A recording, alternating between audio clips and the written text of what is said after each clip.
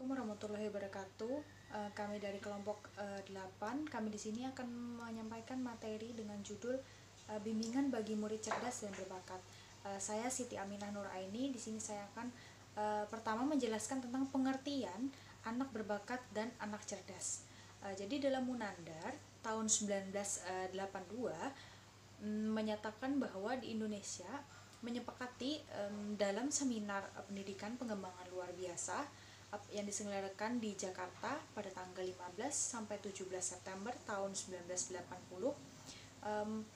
mengidentifikasikan atau menyatakan bahwa pengertian dari anak berbakat adalah anak-anak yang mampu mencapai prestasi tinggi dalam kemampuan mereka yang unggul. Lalu dalam kebudayaan Yunani kuno, pengertian dari anak berbakat adalah anak yang memiliki prestasi luar biasa dalam berpidato. Lalu di Amerika Serikat berbakat dan pengertian dari berbakat dan anak cerdas ini sering dikaitkan dengan skor tes intelijensi Stanford Binet yang dikembangkan oleh Thurman setelah Perang Dunia Kedua. Jadi anak-anak yang berbakat ini adalah didefinisikan sebagai anak-anak yang memiliki skor intelijensi atau IQ di atas 125. Nah, dalam skor intelijensi yang dibuat oleh Wechsler ini tadi, murid berbakat adalah murid-murid yang memiliki intelijensi di atas rata-rata, yaitu dibagi menjadi ada anak yang sangat cerdas atau superior yang memiliki rentang IQ dari 110 sampai 125. Lalu ada anak luar biasa cerdas atau gifted yang memiliki rentang IQ dari 125 ke atas. Nah, lalu dari Howard Gardner mengatakan bahwa kecerdasan manusia ini tidak sederhana atau lebih rumit daripada yang dijelaskan oleh skor IQ tersebut. Jadi dalam bukunya Howard Gardner yang berjudul The Theory of Multiple Intelligence, jadi mengusulkan bahwa ada 7 plus 1 kecerdasan ganda, yaitu yang pertama ada kecerdasan linguistik verbal atau kecerdasan dalam berbicara atau menyusun kata-kata sehingga menyusun kata-kata lalu mengatakannya dalam bentuk perkataan. Kedua ada kecerdasan logika matematika yang seperti kita tahu kecerdasan dalam matematika. Lalu ada ketiga kecerdasan spasial visual atau kecerdasan dalam memahami atau memproses sesuatu dalam bentuk visual. Selanjutnya ada kecerdasan ritmik musik atau kecerdasan dalam berhal bermusik. Selanjutnya ada kecerdasan kinestetik atau kemampuan seseorang dalam mereka itu menyampaikan idenya menggunakan tubuh dan fisik mereka. Selanjutnya ada kecerdasan interpersonal atau kecerdasan kemampuan seseorang untuk memahami kebutuhan orang lain. Selanjutnya ada kecerdasan interpersonal. Kecerdasan interpersonal adalah kecerdasan untuk memahami diri sendiri. Yang selanjutnya, yang terakhirnya ada kecerdasan naturalis. Sekian penjelasan pengertian dari anak berbakat dan anak cerdas dari saya. Selanjutnya akan dilanjutkan oleh teman saya. Baiklah, saya akan menjelaskan materi tentang karakteristik dan kebutuhan anak cerdas berbakat. Perbedaan program pendidikan anak cerdas berbakat dengan anak biasanya lainnya bukan sekedar berbeda, tetapi secara kualitatif memang harus berbeda. Perbedaan kualitatif mutlak perlu karena anak cerdas berbakat memiliki karakteristik dan kebutuhan serta permasalahan yang berbeda dari peserta didik biasanya. Sekalipun pengembangan program pendidikan untuk peserta didik anak cerdas berbakat dan menyangkut berbagai pertimbangan aspek filosofis, tujuan pendidikan peserta didik anak cerdas berbakat pada umumnya memiliki karakteristik seperti berikut. Yang pertama adalah 1. Membaca pada usia lebih muda. 2. Membaca lebih cepat dan lebih banyak. Ketiga, memiliki pembedaran yang luas.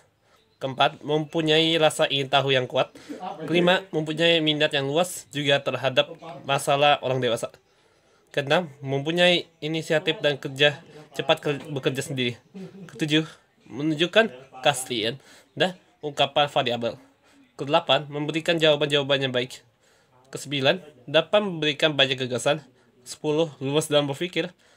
Ke-11, terbuka terhadap rangsangan dari lingkungan. 12, mempunyai pengamatan yang tajam. Ke-13, dapat berkonsentrasi untuk jangka panjang, terutama terhadap tugas atau bidang yang diminati. Ke-14, berpikir kritis juga terhadap diri sendiri. Ke-15, senang mencoba hal-hal baru. Ke-16, mempunyai daya abstrak, konseptualisasi, dan sintetis yang tinggi. Ke-17, senang terhadap kegiatan intelektual dan pemecahan masalah. Ke-18, cepat menangkap hubungan sebab akibat. 19, berperilaku terarah pada tujuannya. Ke-10, mempunyai daya imajinasi yang kuat. Ke-21, mempunyai banyak kegemaran. 22, mempunyai daya ingat yang kuat. Ke-23, cepat puas dengan prestasinya.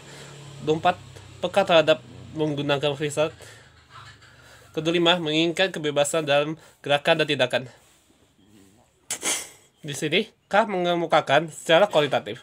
Anak cerdas berbakat menunjukkan karakteristik yang berbeda dari anak lainnya dalam aspek kognitif, afektif, sensasi fisik, intuisi, dan masyarakat. Dalam upaya pengembangan program pembelajaran kondusif bagi anak cerdas berbakat perlu dilakukan analisis kebutuhan dan permasalahan perkembangan yang mungkin muncul dari aspek yang disebut di atas serta implikasi bagi pengembangan program pendidik. Yang pertama adalah perkembangan fisik. Perkembangan fisik dengan intelektual juga dengan sekolah yang mungkin mengalami kesenjangan dikhawatirkan secara tidak sengaja akan menjadi penghambat aktivitas individu, terutama berkaitan dengan pembelajaran.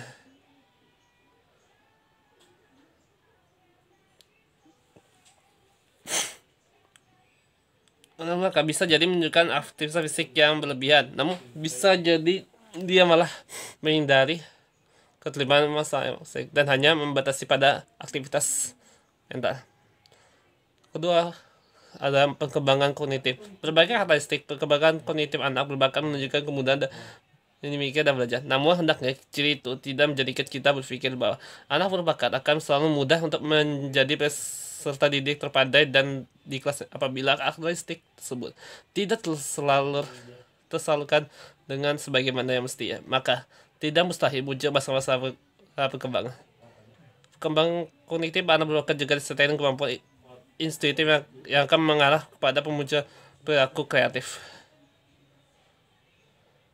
Yang ketiga itu adalah perkembangan emosi.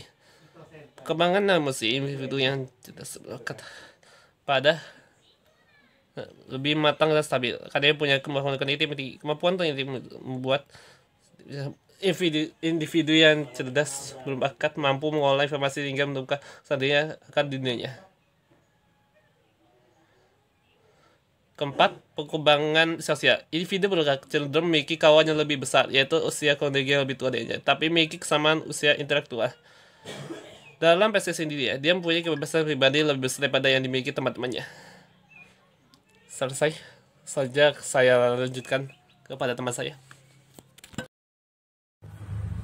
Baiklah, saya akan melanjutkan materi dari kelompok saya selanjutnya dari identifikasi siswa cerdas dan berbakat. Ciri-ciri tertentu pada individu cerdas dan berbakat yang justru mungkin dapat menimbulkan masalah tertentu antara lain. Yang pertama, mudah muncul bersikap skeptis. Yang kedua, cepat bosan. Yang ketiga, sering melakukan pemaksaan kehendak. Yang keempat, ada kurang sabar atau kurang toleran. Yang kelima, ada mudah tersinggung. Yang keenam, mempunyai kemampuan dan minat yang beraneka ragam sehingga membuat individu ini memerlukan fleksibilitas serta bukan untuk menjajaki serta mengembangkan minat-minatnya. Dan yang terakhir adalah mandiri dalam belajar dan bekerja. Selanjutnya adalah pengidentifikasian murid cerdas dan berbakat. Dapat dilakukan secara melalui 3 pendekatan, yaitu pertama melalui tes, melalui studi kasus, dan melalui penggabungan keduanya. Pelaksanaan identifikasi di sekolah dapat dilakukan melalui 2 tahap, yaitu tahap penjaringan atau screening, dan kedua tahap seleksi dan identification. Tahap penjaringan atau screening, tahap ini bisa dilakukan dengan penganalisan data prestasi belajar. Dasar pemikiran ini adalah biarpun anak individu memiliki prestasi belajar tinggi, tidak selalu konklusif memiliki kecerdasan dan keberpakatan yang tinggi. Tahap seleksi individu yang sudah lulus tahap penjaringan yang selanjutnya diseleksi menggunakan perangkat tes. Untuk tahap seleksi ini bisa menggunakan tes antara lain Color Progressive Matrix atau CPM, Wechsler Intelligence Scale for Children atau WISC. Sebagai contoh, siswa berbakat adalah siswa yang memiliki IQ di atas 125. Baiklah, saya lanjutkan kepada materi selanjutnya.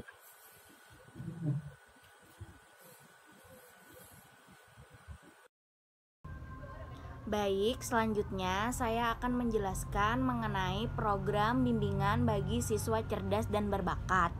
Nah, program bimbingan bagi siswa cerdas dan berbakat ini dapat dikelompokkan dalam 3 bentuk. Yang pertama ada pengayaan, yang kedua ada percepatan, dan yang ketiga ada pengelompokan khusus. Nah, pada bagian pertama yaitu pengayaan atau enrichment ini merupakan bimbingan bagi siswa cerdas dan berbakat dengan cara menyediakan atau memberikan kesempatan serta fasilitas belajar yang bersifat vertikal atau pendalaman materi dan bersifat horizontal atau perluasan materi. Nah, bentuk tugas yang diberikan pada program pengayaan ini bisa dengan meminta siswa untuk memperluas materi atau memperdalam materi, mencari materi di perpustakaan, belajar mandiri atau independent study. Bisa juga dengan meminta siswa melakukan proyek penelitian, studi kasus, dan sebagainya. Nah, selanjutnya pada bagian yang kedua yaitu bentuk percepatan atau acceleration. Nah, bentuk pembinaan ini siswa yang berbakat dan cerdas diperbolehkan atau boleh melakukan siswa naik kelas secara melompat atau menyelesaikan program reguler dengan jangka waktu yang lebih cepat dari sebelumnya. Nah, jadi dengan program ini siswa dapat mempercepat pembelajaran dan sebagainya. Selanjutnya, pada bagian pengelompokan khusus atau segregation. Nah, program ini dilakukan secara penuh atau bisa dengan secara sebagian. Nah, kegiatan ini dilakukan dengan terlebih dahulu mengumpulkan siswa-siswa yang memiliki kemampuan berbakat dan cerdas tadi atau kemampuan siswa yang luar biasa dan diberi kesempatan untuk secara khusus menerima atau mendapatkan atau memperoleh pengalaman belajar sesuai dengan potensi yang dimiliki oleh peserta didik. Nah, pelaksanaan dapat diselenggarakan seminggu sekali atau setiap hari dalam 1 semester penuh sesuai dengan perencanaan yang sudah direncanakan. Nah, selanjutnya bentuk segregation ini ada homogeneous grouping, ada cluster grouping, subgrouping, dan cross grouping. Mungkin itu saja yang dapat saya sampaikan kali ini. Kurang lebihnya saya mohon maaf, selanjutnya akan dijelaskan oleh teman saya. Terima kasih. Selanjutnya ada teknik bimbingan bagi siswa cerdas dan berbakat. Yang pertama yaitu pengembangan ranah kognitif. Pada pengembangan ini, guru diharapkan menyediakan rentangan pengalaman belajar yang luas. Untuk pengolahan bahan dan tugas ajar dilakukan secara khusus yang berdasarkan pada kurikulum yang ada, sehingga dapat memberikan layanan optimal bagi siswa cerdas dan berbakat. Dan yang kedua, pengembangan ranah afektif. Pembimbing diharapkan memahami pikiran dan harapan anak berbakat dengan sikap terbuka, serta membantu anak memahami pikiran dan harapan yang ada pada dirinya untuk pemenuhannya di dalam kehidupan berkelompok. Yang ketiga, ada pengembangan ranah fisik. Pembimbing diharapkan memberikan layanan yang dapat memberikan kemungkinan siswa memperoleh pengalaman, memadukan pola perkembangan berpikir dengan perkembangan fisik. Dan keempat, ada pengembangan ranah intuitif. Fungsi intuitif itu sendiri yaitu pemunculan wawasan dan tindakan yang kreatif. Maka layanan bagi siswa berbakat perlu mempedulikan pengembangan pengalaman yang mendorong individu untuk berimajinasi dan berkreasi.